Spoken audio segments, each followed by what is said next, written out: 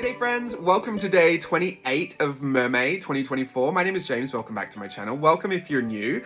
I'll just be around for a few minutes actually because I've mismanaged my time this morning, and not even in a bad way, but I just did two different voiceovers. One, I started and I was just like, I think I've said nothing this whole time and it's been 10 minutes, so let me just start again.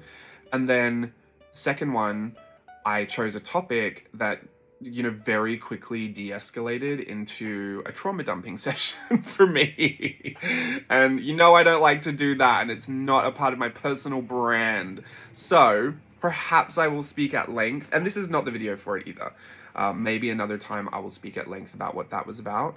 I'll give you a quick little hint. If you've been in Playtest Patreon 3, you definitely heard this before, but it was about the reason why Steve and I left the church that we were attending, and I was going into specifics about why, the sequence of events that had to do with ex-gay therapy and why that all happened. And I am actually kind of fascinated to talk about that, but it's one of those things where I don't know if it's still, maybe you can help me figure this out. I feel like I should know it because I'm me and I should know this thing, but I don't know if it's an open wound or if it's a healed scar, because I share from that healed scar place, not the open wound. I have closure. I think it's a healed scar, but it really brings up strong emotions. I'm used to all my other scars not bringing up the same strong emotions, so maybe time hasn't distanced myself enough from it, but there is closure. I have made peace with the fact that I don't go to that church anymore. I have made peace with the ex-gay therapy that I had when I was a teenager. That to me doesn't really matter too much. I do have strong reactions to it and strong feelings about it, but I do that about other things that I've kind of healed from as well. So maybe some things I just still, pinch a nerve harder than other things, but sometimes I get confused because if I have a strong reaction, I think, oh, have I not dealt with that properly? But you can still be angry about things. I know that. I don't know why I had to verbally process that with you. I do know that about myself. Sorry. It's fine. I think they are wounds. They are healed scars. Or Freudian slip. They are scars. I just sometimes think some closure is easier to get, and then some things are always a little unresolved, aren't they? There are things that I think back on that even though I have closure on them, I just think that's still irritating, or that's still annoying. I can get past the fact that it happened and I can move on with my life, and I have, but that's still annoying. Why did that happen? Why did they do that? Ugh. Anyway, maybe I'll share about that another time. But the other topic that I was getting into, it was just kind of funny, it was parenting and family dynamics. I kind of mentioned before, I was raised by three wonderful women: my mum, my aunt, and my gran. So my mum, my mum's sister, my mum's mum.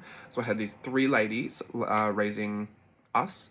And my stepdad came into the picture when I was 11 or 12. He had known us since we were kids because he was a local mechanic. My mum's car was always needing to be fixed, so we would stay there and play with what would essentially be our stepbrother's toys while she would get the car fixed. So he had seen us around, and we literally lived next to the local mechanic, just a walk away. He was right near the corner store that I would go and get my lollies from. So small town vibes. But yeah, we were blended families when I was an early teenager. Maybe a little earlier than that. All I remember is I was going through puberty and he taught me how to shave. I don't know exactly what age that was, but we all had shaving pictures that they framed and put in. It was really cute. Anyway, what was I going to talk about? Oh, so that's kind of the family dynamic that I was raised with. My twin brother and my little sister, there's a 7-year age gap between myself and my little sister. Obviously no age gap between my brother and I. Well, he's 17 minutes older than I am, so he really does think he is my big brother, but we're the same age. No, we don't look very similar. I mean, we look alike-ish. We kind of look like brothers, more so now than we did when we were growing up, but he's really tall and has bright blue eyes and darker hair, and has always been a lot slimmer than me. Now we're both kind of stocky, but it is what it is. And he has a family. He has a wife and 3 sons. Those are my 3 nephews. And yeah, that's the family dynamic. Anyway, the one that we grew up in. I think the only thing that I wanted to talk about this topic for was that I was discussing this with a friend the other day. Sorry, my hair is wild. I just get really curious about people's family dynamics. Please don't feel like you have to comment if it's too much of a topic. I know it can be quite sensitive for a lot of people. I'm very lucky because I really do enjoy my family and my family's company, and I do love to go and visit home. And it actually only gets harder that they live in separate places, because when we all used to live together, I could be with all of them at the same time. Like, I just have to walk outside to the other house and then walk outside to this house, and then like they're all within 2 feet of each other. It was the commune. But now they literally live hours away from each other. My aunt and my mum live close. Like, my aunt, my mum, and my stepdad, they all live close together, at least in the same suburb. And that's really fun to go to because it's a beach town, and it's the town that, you know, I've been holidaying at my whole life. So I love seeing them there. But my sister lives a couple of hours away, back towards the Central Coast where I grew up. And then that gets a little sad because when I go, I'm like, I want to see my sister and I want to see my mum, but if they're not in the same place, like, I have to choose which one I'm going to go and be with. It is funny that my mum has like stage 5 FOMO, so fear of missing out. So she will, if I say I'm going to Siobhan's house for a week, my mum will end up being there for the week. She'll take time off work or miraculously just be available. And even the time she says, no, I'm really not going because I have other things, and yeah, I wish I could go, but I'm not going, she's turned up. She's turned up for the whole weekend before, and I love it. We should just always manage to be together. That is my fantasy. In my ideal world, I'm just going to move back home and live with my mum. I don't think my stepdad wants that, but we could gang up on him. That's fine. My family, like, there's such an interesting dynamic, and I think that the thing that makes me really appreciate the topic is because when I grew up, I saw my mum as such a disciplinarian, and she was so strict and so stern, and she had to keep everything in order and make sure that everything was working out and everyone was where they needed to be and what needed to happen and the bills were paid and like, she was just managing so much stuff that I mean, I can't even fathom how she did it, to be honest. But I saw her in a way that was just quite hard. Like, she was a very hard woman, and she's tall and loud, like super duper loud. She's like me times 1,000. She's a lot. And even though I've always felt like we were very similar, and I've, you know, enjoyed her being my mom, when I was younger, I mean, I was just subject to all of her ruling and her discipline. And she gave blanket discipline. Like, if Caleb did something, I was in trouble for it. If Siobhan did something, I was in trouble for it. And I just feel like, yeah, I saw her like she was very, very strict and very stern. And she was. But as I got older and she was like, well, you're an adult now, I don't really need to parent you anymore, I had always just assumed that relationship would kind of stay that way. But because she's been very clear, like, I'm your mother, I'm not your friend. Which is funny because she acts like a friend. But she is my mother, and I still do believe that. And I keep that sentiment too. Like, if I had children, you'd be my children, not my friends. Even though I might act very kind and friendly towards you, like, there's still that respect of being the parent. But she just doesn't feel the need to parent me anymore because I'm an adult.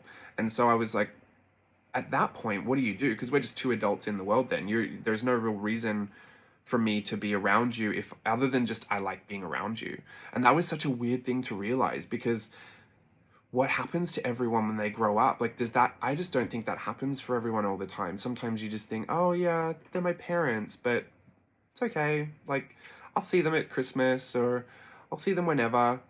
I really enjoy being around my family, and I really enjoy how I feel when we're just doing random things like going grocery shopping, or I mean, sometimes I even talk to my mum and we laugh that I just don't even need to ask the question, and then she laughed at me because she was like, well, I'm not asking you the question because I raised you and you think exactly like me. So I'd just be asking myself that question and I already know the answer. But it's true. I mean, we have this familiarity, obviously, from being a parent and a child, but we are so similar as well. And I do enjoy being around her. And then my sister fits into that because she likes being around me, and my mum too. Like, that relationship's also kind of funny to see after, you know, the parent-child and then her not needing to parent my sister anymore. I think that relationship's nice to look at.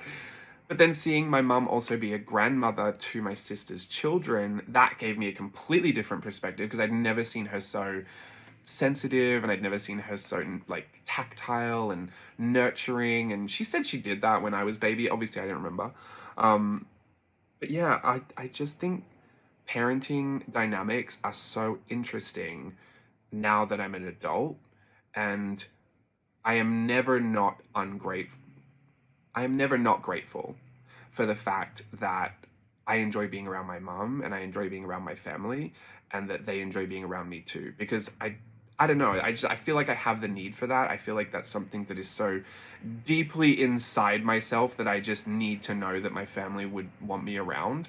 And I think a lot of that, and maybe this is where you can guess why my conversations turned south in the last two voiceovers. A lot of that came from, you know, being a gay kid growing up thinking that I was just going to lose my family, that as soon as they knew the truth about me, that would kick me out, I would never be welcome home again, they would never want to see me again, and I would just be alone. And I think I was always so afraid that I would lose them for that, that being an adult now, being married to Steve gets the same treatment that I get, because that's just the way my family is, and knowing that I'm wanted and that I am enjoyed and that I can be around them and that they'll let me stay in their houses when I visit and they'll give me the car if I need to drive it and they'll make sure that I have my favorite foods there when I'm there. Like, it's just, I don't know, I think a lot of gay kids would think they hit the lottery just to have that. Maybe that's really standard for a lot of families. Maybe I'm just realizing now that's quite normal for people. I don't know. I just have a lot of gay friends and it's just not that, it's not that way for everybody. So the thing that is fascinating to me is when you are older and there's no need for your parents to parent you anymore, what does that relationship look like? Are you just two adults in the world choosing to be around each other if you like each other or not? Is that sad for the parents? Because I imagine there's a lot of parents that probably did enjoy being around their children when they're kids and maybe just didn't like the people they grew up to be when they're adults. I mean, adults can be insane. I know a lot of them. I wouldn't want to be around a lot of them if I raised them even. Or like, you know, there's that disappointment factor that you kind of have to get over before you enjoy them? I'm not quite sure, but my mum did a great job of it. So I'm really thankful for that. I'm putting out my gratitude today on the internet just to make sure. My mum's not going to watch this. If she is, she's falling asleep. But I am very grateful for my family dynamics. To me, like, it doesn't have to be anything flashy or anything showy. The thing that whenever I think about how homesick I am and what I want more than anything is I want to be in the lounge room on the couch with my mum on the couch, my sister on the couch. We have our snacks. My sister's probably made some little charcuterie board because that's all she eats. She just grazes food from charcuterie boards all day. And her children are running around. Steve is probably editing some computer thing somewhere, probably talking to my stepdad about computers or cameras or something technical.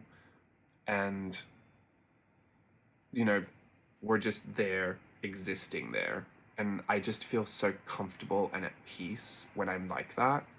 Or even just going to the supermarket and doing the grocery shopping and just walking, like just being mindless with my mum and my sister.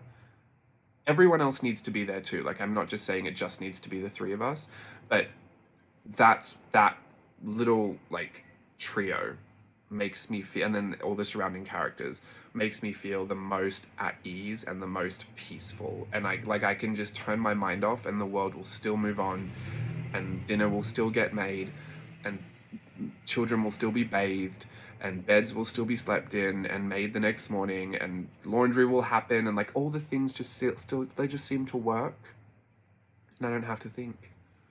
I really like that. Am I just saying I want to be lazy and my mum and my sister take care of me? True to an extent, but I do provide the entertainment sometimes. Anyway, very, very lucky.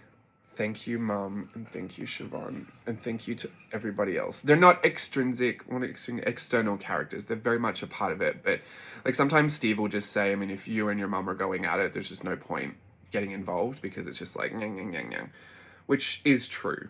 And my sister and my mum and I have been known to gang up on our partners. It's like my stepdad, my brother-in-law, and my husband are those three over there, and my mum, my sister, and I are these three, and whatever we decide, this is just gonna have to follow. I have never seen these three figure something out, and we've had to go and do that. So we're like a little family gang. Don't tell them that. Well, they already know that. But don't tell them that we're aware of it. Anyway, I don't even think of it that way. What my mum, my sister, and I want to do, we all just want to do. Like, we just want to get up, take a walk into town, get a custard tart, and walk by the beach. That's what we all want to do. So if they don't want to do that, I don't know, go find something to do. Because we're going to do it. With the children, of course, I love having the babies around, honestly. If my sister, I just think she needs to keep having babies. I can't imagine when they're all grown up. I think that's when I'm going to be truly depressed. So we'll need to be having more of these babies to take to the park, because that I can kill a whole day enjoying watching the children play at the park and buying them ice creams. I really just love it. Anyway, lovely day. I'm off to work. Have a great one. Bye. Oh, wait. If you have any questions for the next few days, please pop them in the comments, because we're wrapping this up in a few days. So I don't want to miss anyone's questions, and I want to be able to make sure I at least have a format to answer them quickly before we go back to weekly videos. I know, it's going to be so sad. I won't be able to see you very often. Once a week is still enough, I think, for me, but maybe you guys want to see me more. I'm not quite sure. Don't let me know, because I'll feel guilty if I don't show up. I'll let you know what I come up with, but June's gonna be very heavy with Virtual Voyage 9 prep, so we'll definitely be back to one a week. Maybe none a week. No, could you imagine? All right, I gotta go. Bye.